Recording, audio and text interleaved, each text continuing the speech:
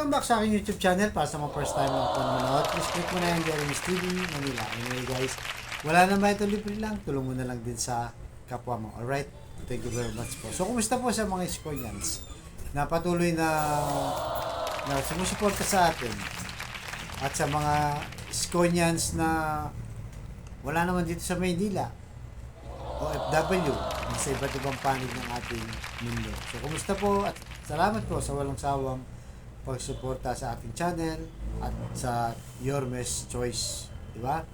So, narito na, itong si JTV guys, ginigipit ng Team Lacuna dahil sa kanyang advokasya. So, napakaganda ng kanyang advokasya ay tungkol dito sa sports o yung basketball na mahal ng Pilipino, di ba? Ng sports na to, ang basketball. Kaya kung mapansin nyo, ang basketball kahit saan, may court, di ba?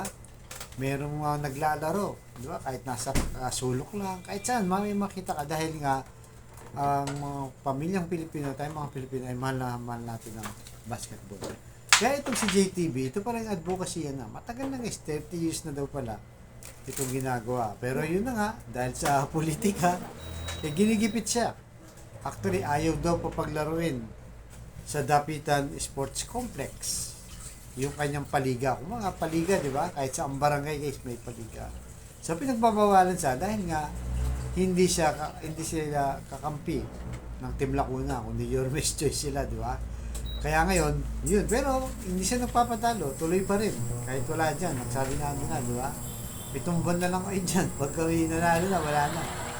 At sabi nga ni Yorme dito na ang sabi niya na ang may-ari ng Dapitan Sports Complex ay ang taong bayan, hindi naman sila. Di ba?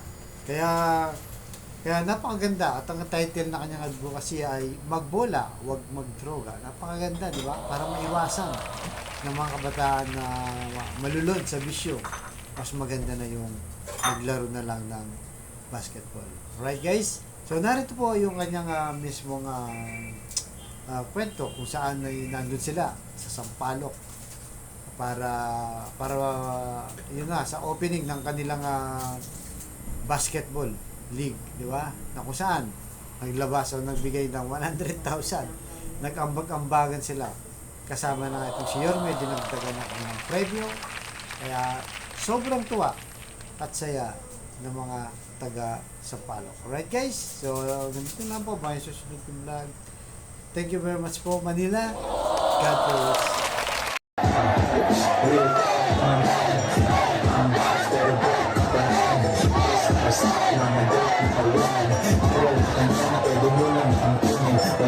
Ikaw kasi nagkakamali ka ng iniimbitahan eh.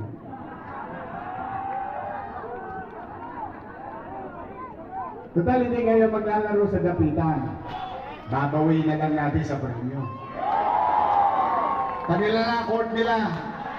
Walang buwan na lang yun. Yorme, nandito ngayon, nakatingin ang mga kabataan. Pagpasensyahan nyo na. Sa taong ito, hindi na tayo makakalaro sa Dapitan Sports Complex. Bawal lang pangalang JTV doon.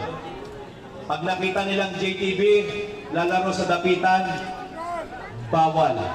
Ngayon nga, inimbita ko, awarding sa may Andalusia, tumawag yung kaibigan ko, pare, pasensya na. Bakit? Diretso ako dyan, pagkatapos ng opening, pare, pasensya na. Kinausap ako ng mga staff dito, nalaman ikaw ang darating, bawal ka raw dumating, kasi baka matanggal sila sa trabaho. Palakpakan po natin ang batang kalye ng Sampaloc, ang ating Yorme's Choice, ang magiging congressman ng Distrito 4. Palakpakan po natin kung si Joel JTV Villanueva.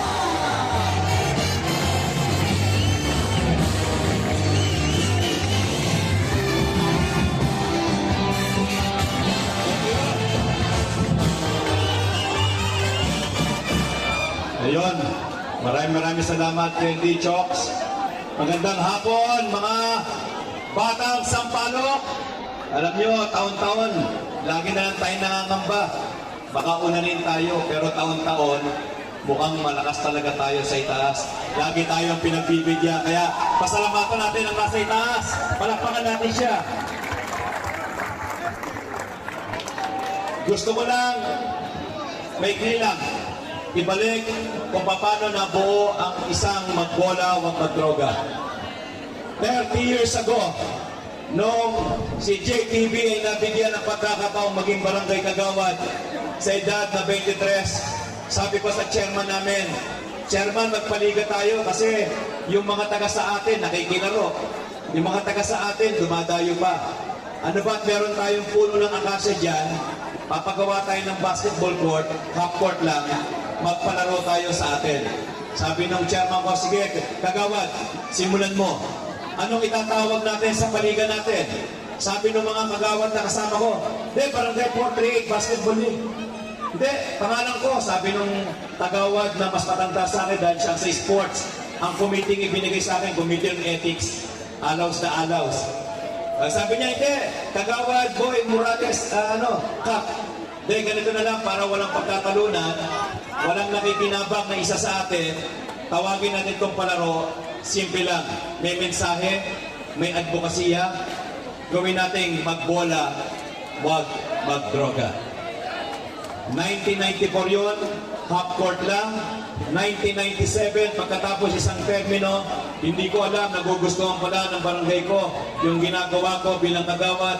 Pinatakbo nila akong chairman sa edad na 26. Nanalo tayo yung half court, ginawa kong full court.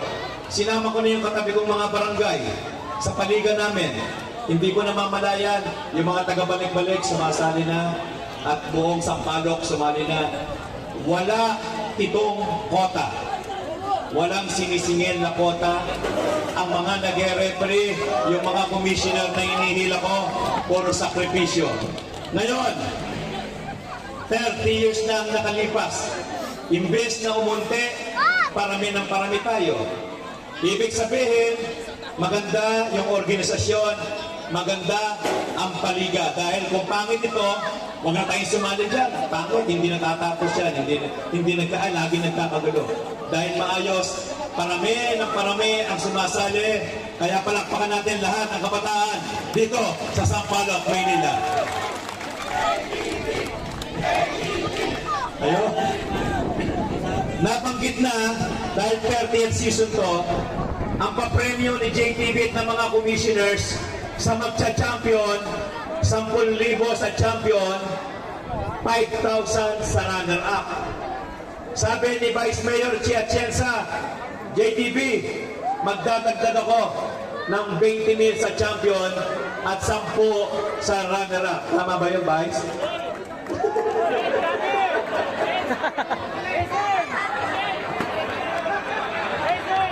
Parang napasubo ah. Kung may 10 ako, may ethnic si Vice Mayor Chi, ang magcha-champion ngayong 30th season, tatanggap ng 30,000 pesos! At 15 sa 5 division. Ganon, kasaya ito.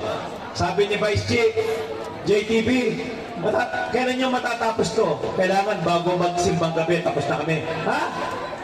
300 teams, 2.5 buwan lang paglalaruin.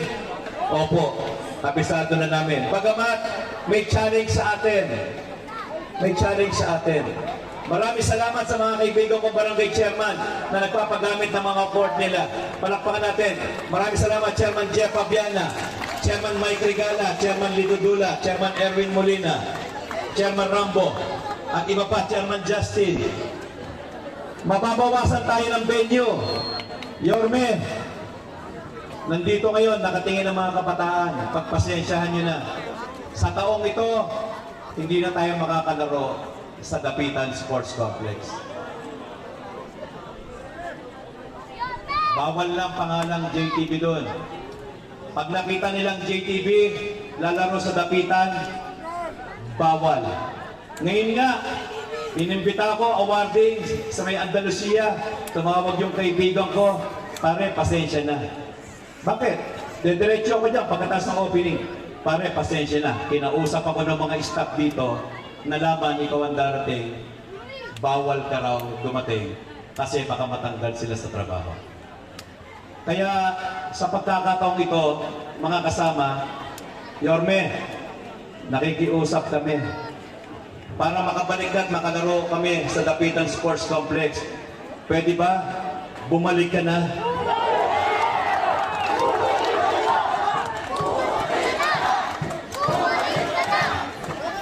Natatandaan ko nung Yorme ka, ikaw pa nagsabi, tumawag ka, nakita mo sa Facebook, JTB, ang dami niya na. O nga po, sir.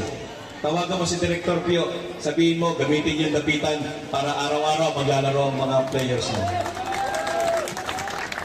Nakakalungkot lang, yung isang halal na katulad ko, pagpapawalan, hindi naman ako naglalaro. Pwede, championship sa Albert. Ang ganda doon, boss. Kaya lang, boss, hindi rin tayo makapasok. Next year, makalaro naman tayo. Kaya nga, tiisan na natin ito. Pero hayaan ninyo, may awa ang Diyos. At alam ko naman, 7 buwan na lang naman ang hihintayin natin. At muling sisigla, hindi na sasampalok. Sabi ko nga, sana pagdating ng panahon, mabigyan ng pagkakataon ng isang JTB. Itong Distrito 4 ay kilalanin bilang sports capital ng lungsod ng Maynila. Kaya hindi ko na pakakatagalin. Alam kong gustong-gusto niyo nang marinig. Isang tawag ko lang. Boss, pwede ka bang umattend? Dati kong iniimbita. Ayaw. Mainit. Lagi tayong natatanggihan. Ito, isang text ko lang. Approve agad. Kaya, mga kadistrito, bigyan natin ng malakas na palakpakan ang siguradong magbabalik sa lungsod ng Maynila. Palakpakan natin, Yorme Isko Moreno!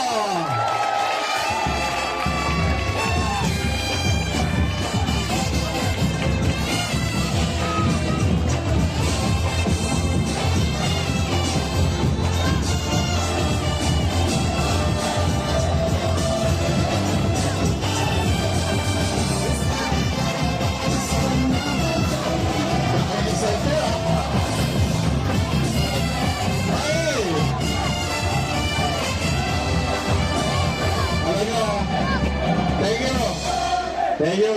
Banda rito, banda roon.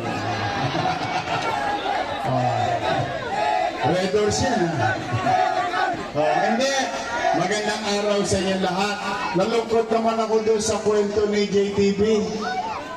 Alam niyo ba sino may-ari ng Dapitan Sports Complex? Kayong lahat. Dahil yun ay pag-aari